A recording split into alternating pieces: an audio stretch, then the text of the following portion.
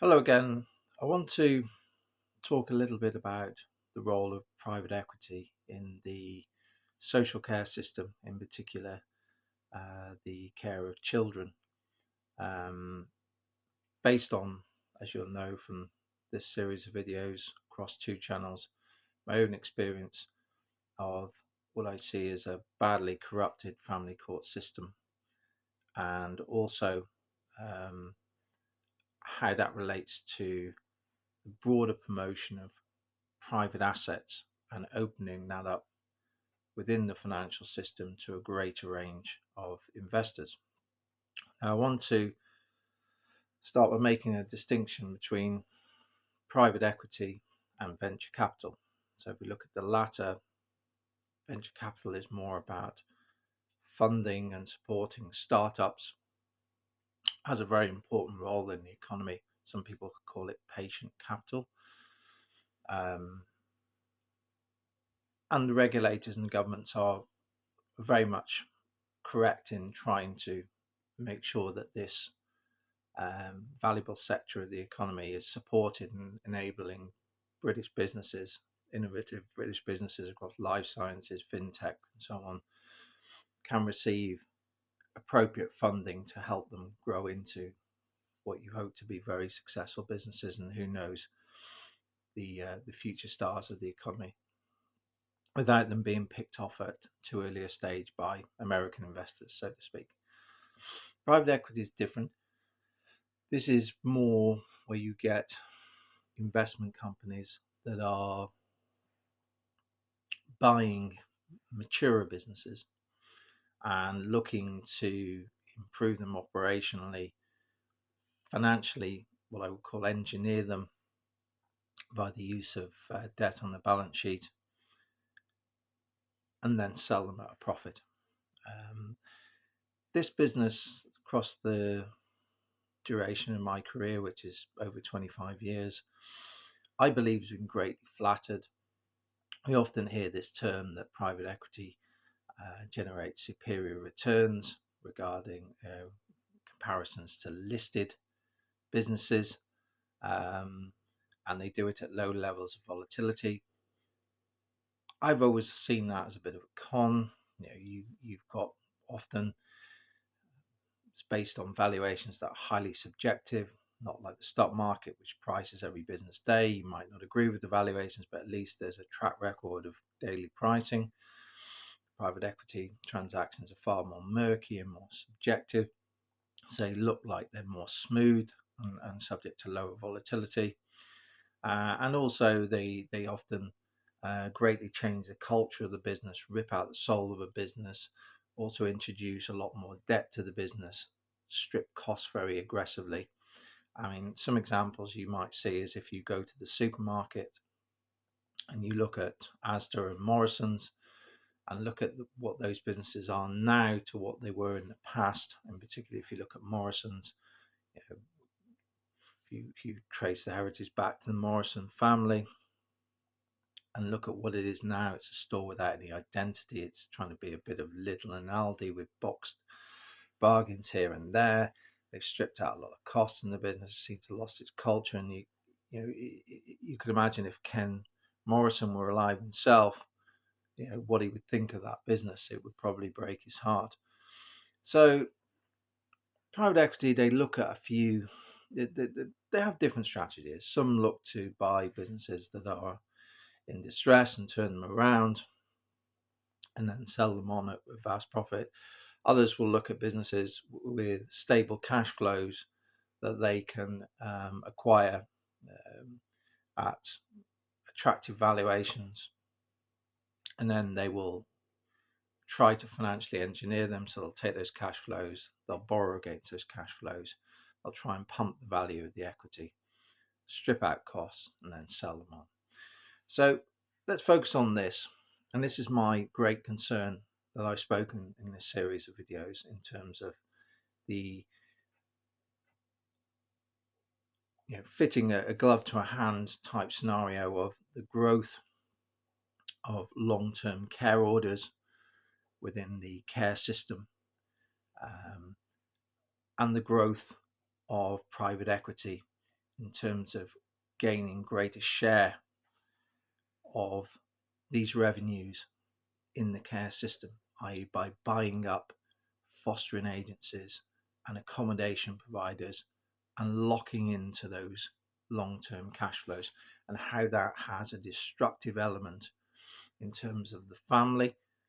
It greatly incentivized the destruction of a family rather than putting a family back together, how it creates an unnecessarily adversarial relationship. It pitches the local authority against families and, in essence, emotionally sterilizing children, turning them against their families, weakening the emotional attachment of the families. In the case of my own daughter, the destruction of her Polish heritage, as these children are manufactured into long-term cash generative assets to be traded with private equity owned agencies. Now, if you look at the business, how you'd value it. So broadly, you would look at the cash flow profile of the business, what cash flows you'd expect the business to produce, the duration of those cash flows, and the quality of those cash flows. So the longer, the more secure, particularly if you've got inflation protection as well on those cash flows, then the higher the value of the business.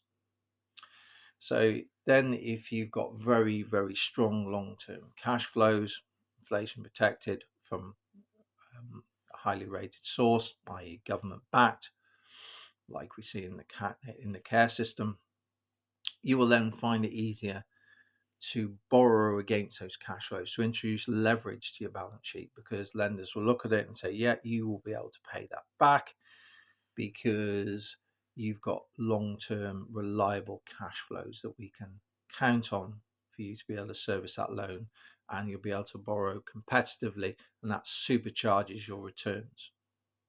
So you introduce leverage as well to boost those long-term cash returns that you're locking into as a private equity investor. That is why private equity are interested in this sector. That's why they've engaged in so much consolidation in this sector. So in essence, you imagine you're a private equity investor, you've hoovered up a lot of these fostering agencies. You can then say, right, almost like a property investor, when they'll look at the tenant profile, the cash profile of their property portfolio, the tenants, they'll say, we've got a weighted unexpired lease term of 8 years. It's from these quality tenants. They're effectively able to do the same with children, effectively in the ownership of fostering agencies. So they're able to say, right, we've got a weighted average cash profile of a very large portfolio of children. And if you look at the videos I've done on EBITDA children and so on and so forth, and trading children, you'll see what I mean by this. And they'll say this average profile is, say, 8 to 10 years, and then we can then value our business on that. They're government backed, they're inflation protected, and we can then introduce lending as well to match that profile and pump up the returns. Now you may imagine how the value of those businesses would change if, for instance, the system was about trying to reconcile families, about when a child wants to go back to their parents, that you help facilitate that. You help strengthen the relationships between the child and the parent. Then all of a sudden those cash flows become less certain, because then you look at them and think, well, okay, subject to a long-term care order, you've got, say, 8-10 years average cash flows from these children. But if they can be broken at any time, because the priority is wherever possible exploring all options to repair families, not to destroy them, then the value of those cash flows becomes less certain, and the value will fall, and the ability to lend against them will fall, because people would say, well, hang on, these children could go back to their parents any time if it's deemed viable and they want to do it. Then you look at the language that we see in terms of my own case and others, which I'll cover in the future. Helen Singleton, Deirdre Ryan, we don't ever support children's wishes to go back to parents. We don't support it. The willingness to engage in long-term care orders straight away reverse engineering these situations. We are against you. The first thing they said to us when we met them. The Polish heritage of my younger daughter has been destroyed, telling them that their parents, if they show them pictures, are trying to manipulate them, telling them that their parents plan to abduct them from school. All this is recorded, we have it, but you can see the corrosive nature of this industry trying to destroy the relationship between the child and the parents rather than nurture it, repair it. In our case, a younger daughter, it never needed repairing, it was always strong. This corrosive for profit, the growth of private equity into this industry to lock into those long-term cash flows as children are effectively made into long-term commodified cash generative assets is highly destructive, and it's leading to enormous corruption in this industry and bad outcomes, and the family court system is in urgent need of reform. And you can see, if I'm wrong, then tell me why there's been such a growth in long-term care orders and why that's been matched with an explosive increase in the activity of private equity in this sector. You simply can't do it. Why did Tyneside Council ban the use of Polish from a younger daughter immediately after she was taken? Why did 3 weeks after we were allowed to see her back before Christmas 2021, were we blackmailed in the sense that the meeting can only take place unless Polish is banned, even though it was at their own facility and they had adequate opportunities to arrange for interpreters? Why have Polish interpreters been harassed so much? Why have there been so many strange cancellations of interpreters at meetings? Why have we had instances where, for instance, a lady called Alison McAlpine, working with Donna Grant, stormed into a meeting saying Polish should not be spoken, really distressing my daughter and my wife. So a strong hostility to this culture. It's exactly because you need to destroy that attachment between parents.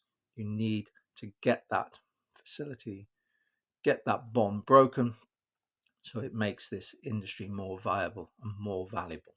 It's clear as day. Why do we have a situation where we're told that younger daughter has no interest in Polish culture, heritage? Why is that? When we ask the local authority to explain why she was very proud of it prior to being taken into their care, and then suddenly lost interest in it. We have Deirdre Ryan twice saying she would write to us and explain why that's happened. We have Lewis Anderson, so-called independent reviewing officer, also saying he would do the same. They have not done so because their legal teams will not allow them to do so because of this corrosive business model.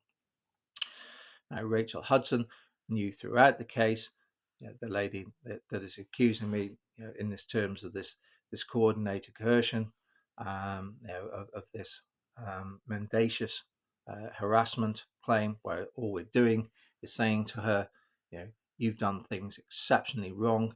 You've fallen short of the standards that you expect of you as a judge, and we need these things to be acknowledged. The whole case has become reverse engineered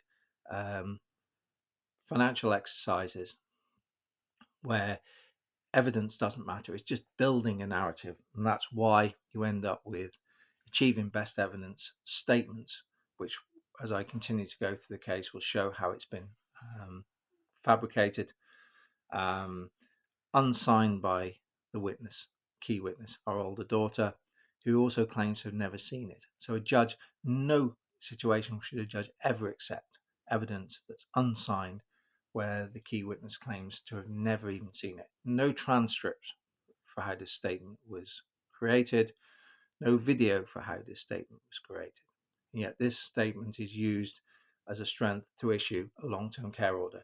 In no way will I accept my daughter's heritage being destroyed to feed a corrupt business model by judges who are abusing their system, uh, and myself and my wife having to be terrorized by police state terror, because we've raised very, very serious concerns about this industry. It's also worth remembering that about the same time when I was seeking to hold the FCA to account in terms of their negligence in regards to the wealth tech scandal, not least my whistleblowing, but also a vast range of catastrophic failures from them over a long period. I also raised, and there's emails to prove this, that I was gravely concerned about this industry. My colleagues and I have been looking into this corrupted care system, and how family court systems were operating in a very troubling way, and how this long-term care order, long-term cash generative financial commodification of children was leading right into the financial system, uh, uh, and sat within the broader promotion of private assets and opening up that asset class more to retail investors, not just institutional investors. Um, these are part of a coordinated attempt of coercion I've received, because if you think about it, the FCA, I was confronting them on wealth tech, saying that this corrosive conflict of interest is you as a regulator and a prosecutor is leading you to usurp the protection of your own reputation at the expense of those that you were supposed to be protecting, the consumers who ultimately fund the FCA.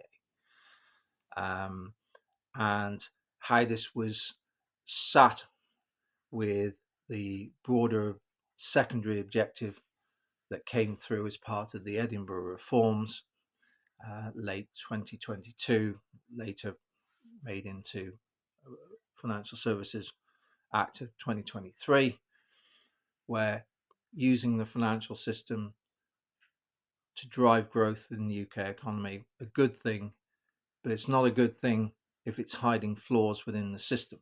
And the FCA needed, in my opinion, as I challenged them, to acknowledge their own catastrophic failures in terms of the wealth tech situation, in terms of a fraud that they allege lasted for 9 years, leading to a shortfall of £80 million, and not acknowledging those, not helping the victims of that scandal, obfuscating, because it simply wasn't convenient in terms of this broader objective to encourage greater risk taking within the financial services sector, in terms of encouraging people to invest more in the stock market, encouraging people to have greater confidence in the industry. Those things aren't bad, but they have to be done within a safe regulatory system. And also,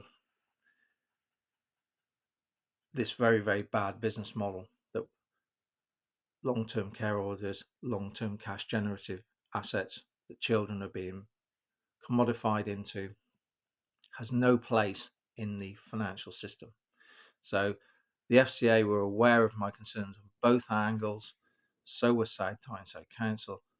So have been the family court.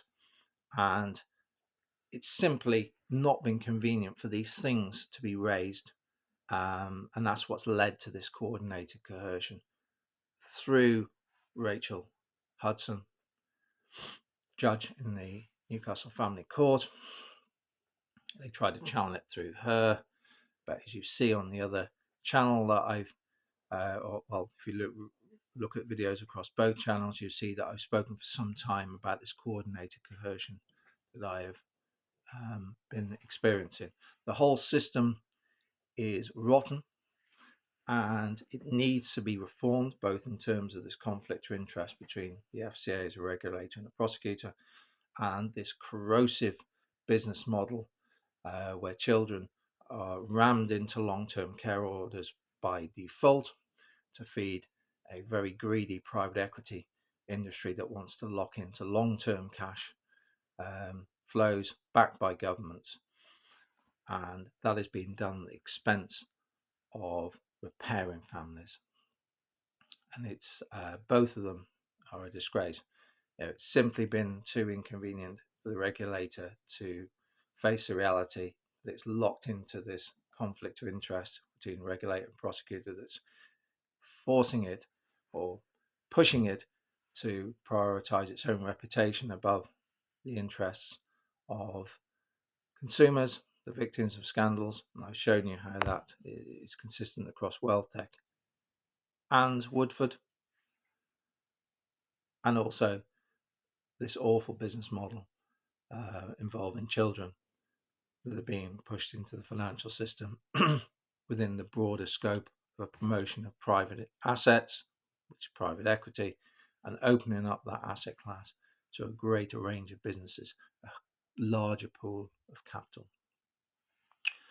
Now you can see that if you take the WealthTech situation, how the whole thing is badly corrupted. If you look at the example with Barclays, for instance, I covered this in the book Lost to the Races, where essentially you have the FCA fining Barclays for failing to check the FCA register that WealthTech didn't have client money permissions, but were able to operate a client money account, where it's been alleged that lots of money was laundered through and facilitating wider fraud. Whereas the FCA, that is their system. Why aren't there additional safeguards in place to ensure that mistakes like this can't happen? The FCA say that they've gone light on the fine from Barclays because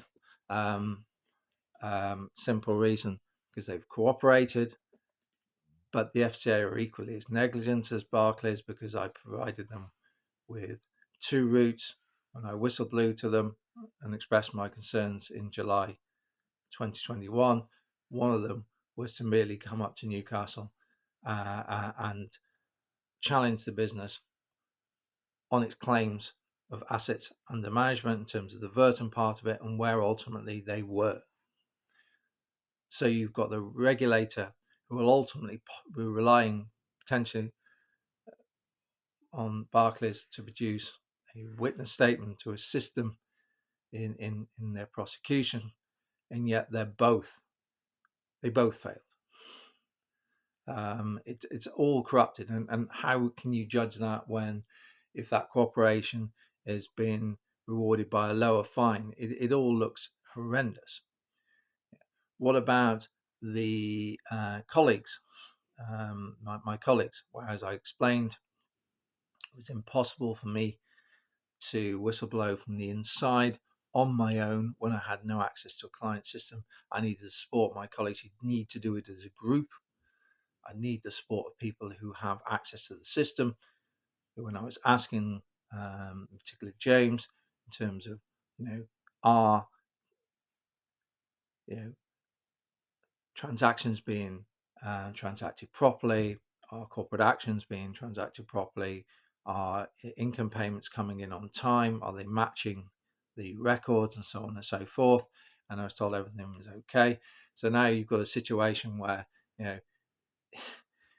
you've got people who are claiming to be highly qualified, experienced professionals who, strangely enough, couldn't see some very, very serious anomalies because apparently there was this master code that was masking all this alleged fraud, and yet you've got a lot of people there who claim to be experienced, well qualified, sat and passed high profile exams, couldn't see a fraud that was happening in front of their very eyes, and yet I could. So again, you've got a failed regulator relying on people who really should have done better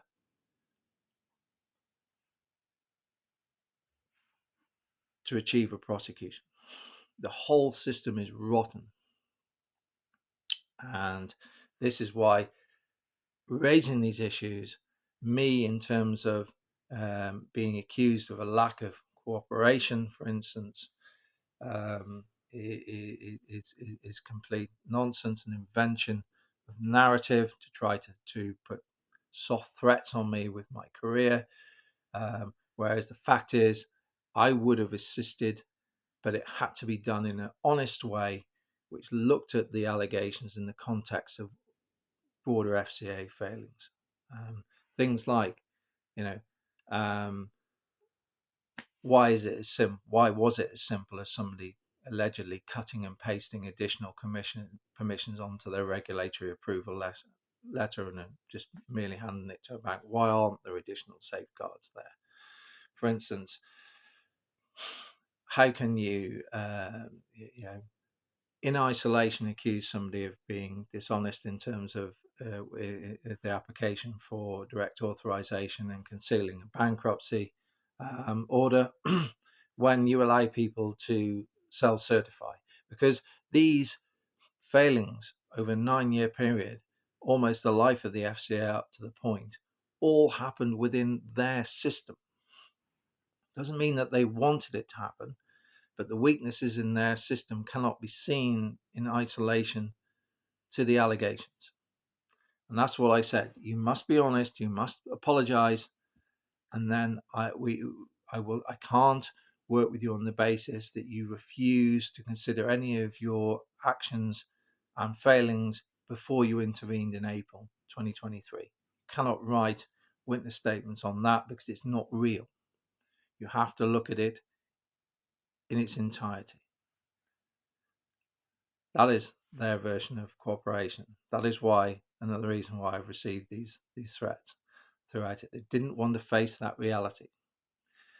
Now, in terms of cooperation, this is complete nonsense. As I said, I wrote Lost to the Races. 3 introductions to them came from that book. One of them, a former trainer of John's, which is extraordinary that they hadn't found this person themselves, particularly as this person's son was also involved in a joint venture of John's, which could be seen had they have followed the advice I gave them, audit all the LLPs. They hadn't even found this person. And it is extraordinary when if you follow this case, the allegations are that large amounts of money were used in the horse racing industry to buy horses and so on and so forth. And they hadn't even found this person. The basics of an investigation came from the person who they accused of non-cooperation. Also, this person raised serious concerns with the BHA in 2016.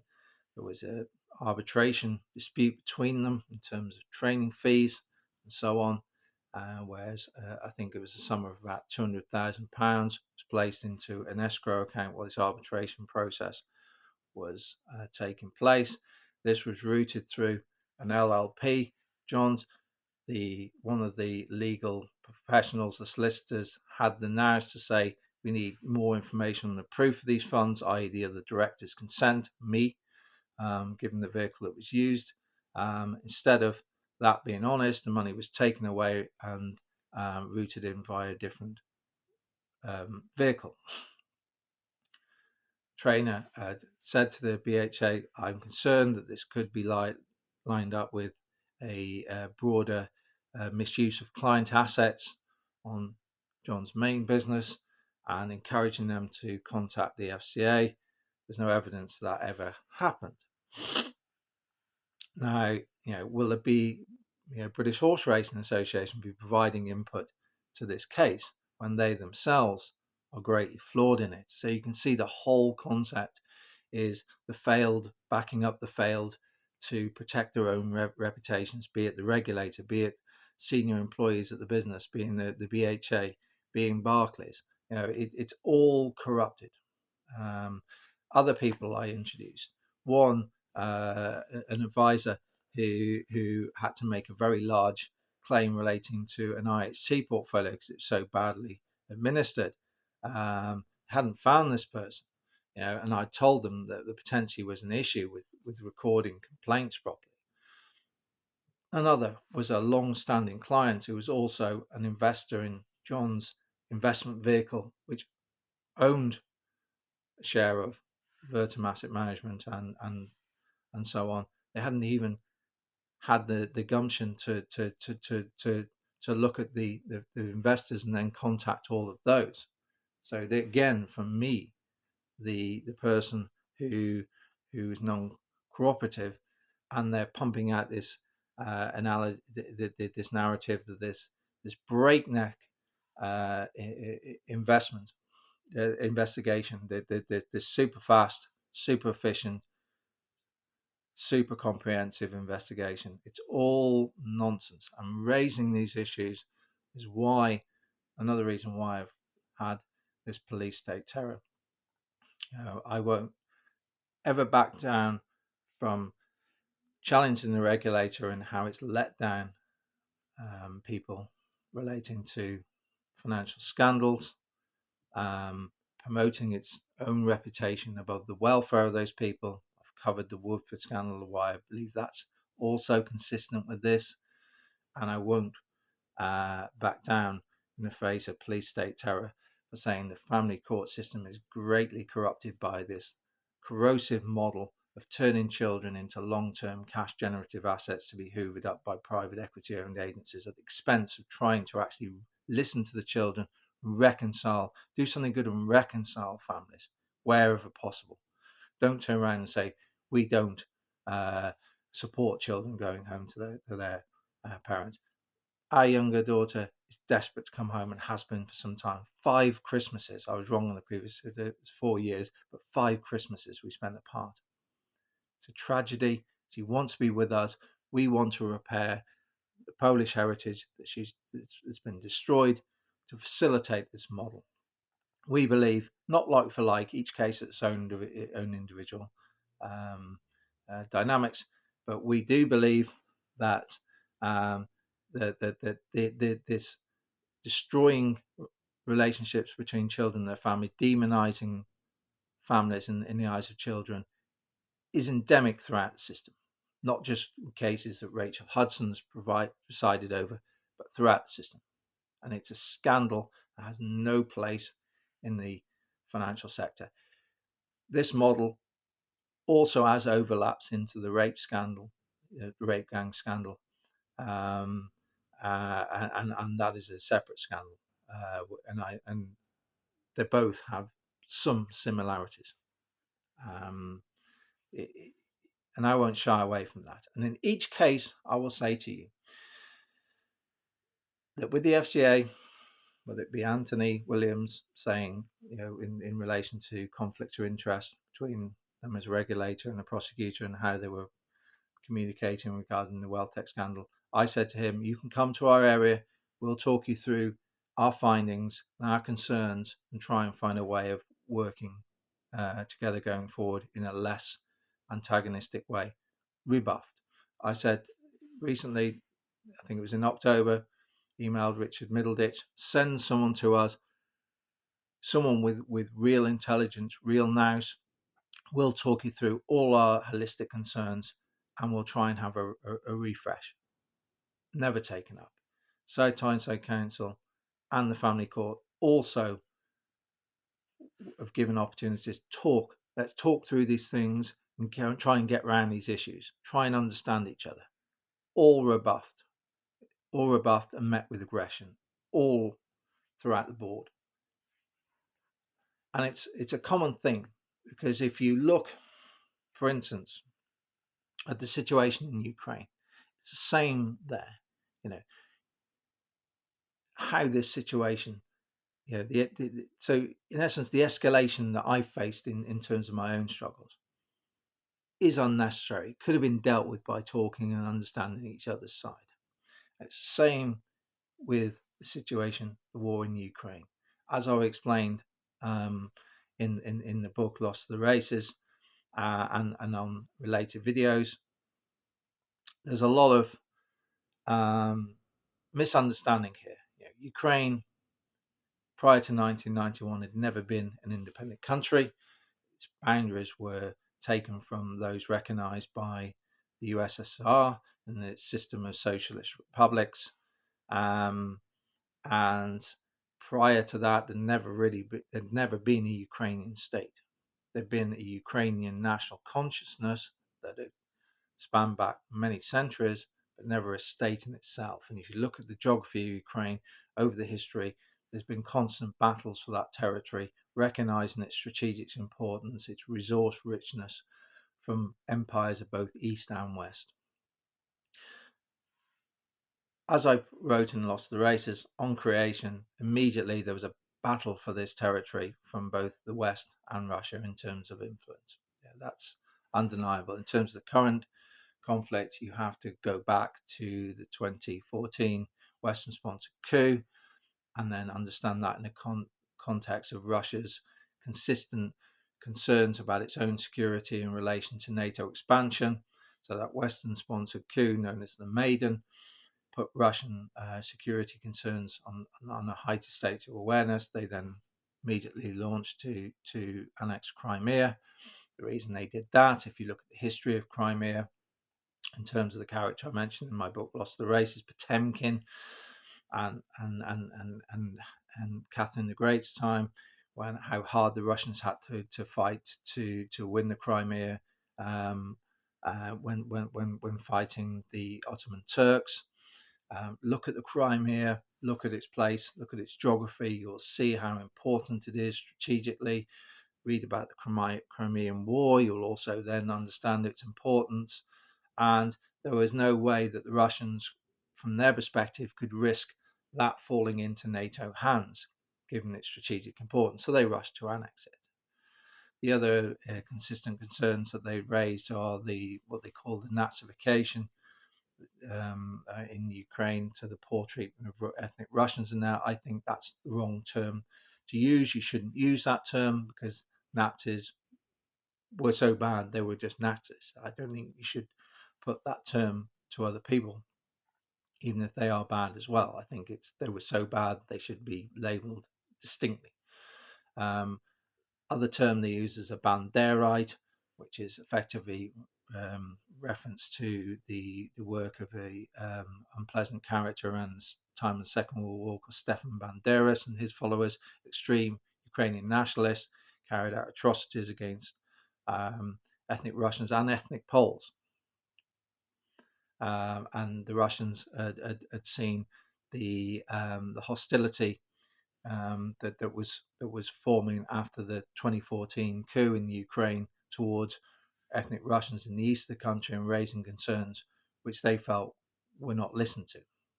My point is, this war was massively avoidable, as Trump actually says, had both sides listened properly to each other's concerns. The Minsk agreements been honoured. Um, the Istanbul talks in 2022, instead of being scuppered by the UK and the West, had they have been taken seriously and everybody got behind them, the war could have ended a lot sooner than it has. And ultimately, Europeans and the UK will face the terrible reality of having to face up to the fact that the settlement of Ukraine will put probably Ukraine in a worse position than it would have been had they have sponsored those talks and saved a huge amount of lives and a huge amount of money. My point is, if you consistently ignore the concerns of your counterparty, you'll never agree on everything, but you need to talk on respectful terms and find common ground. If you consistently brush aside your counterparty and say, we're not listening, your concerns are not important, your concerns are not important, you will get escalation. And it's the same in my situation. This is why, instead of sitting down and listening, all these issues could have been resolved, but they meet it with aggression and police state terror. It's the same thing. I stand by what I've done. I will always stand for the dignity of my wife and my daughter. My daughter's right to celebrate her Polish heritage, daughter's right to be listened to properly and be returned to her parents who love her immensely, and always cared for her to exceptionally high standard. I will always stand for those things. I will always remind never regret reminding the FCA that this awful trade in children has no place in the financial system. I'll never regret telling them that they must acknowledge the mistakes they made in terms of the wealth tax scandal and apologise to those people and help those people and place their welfare above their own reputation. I'll never apologise for that. That is why I face police state terror. That is why this awful trade of private equity hooving up fostering agencies, local authorities feeding this wicked system with default options of long-term care orders, destroying families rather than putting them together is unacceptable. It's morally reprehensible and has no place in the financial system. So I will not apologise for those things. To my last breath, I will continue to campaign on those things. Police state terror will not help. Even if something happens to me, I will be backed up by people who will take on these issues for me. Um, Stealing my devices, taking my devices on the pretext that I engaged in vandalism that they know very well is not true. I've always stood against. I've never done any harm to anyone. I've never damaged anyone's property. They know that. They wanted to take my devices to see the research that I, with my colleagues, had garnered on this wicked system in the family court system and the care system and the trade with private equity. They want to see the research we've done on the FCA on why we've got these awful outcomes with this nasty conflict of interest, how it's leading to the FCA to put its own interests above those victims of financial scandals, often even when those financial scandals were born out of FCA incompetence. They want to see. They won't see it. They'll be frustrated by that. They'll try and concoct narrative that I'm this, I'm that, I'm a terrorist, I'm a threat to this, I'm a harasser. No, I'm not. Listen to us, and we could have avoided all this. Exactly the same as the situation in Ukraine. Listen to your counterparty. You don't have to agree with your counterpart and everything. Find commonality, build trust. You avoid escalation. So I'll return to the case in the following videos, and I'll explain how evidence is falsified, how we led to this effectively achieving best evidence, never signed, never seen by the key witness, which was effectively just inventive narrative to fit a business model. Take care. Bye.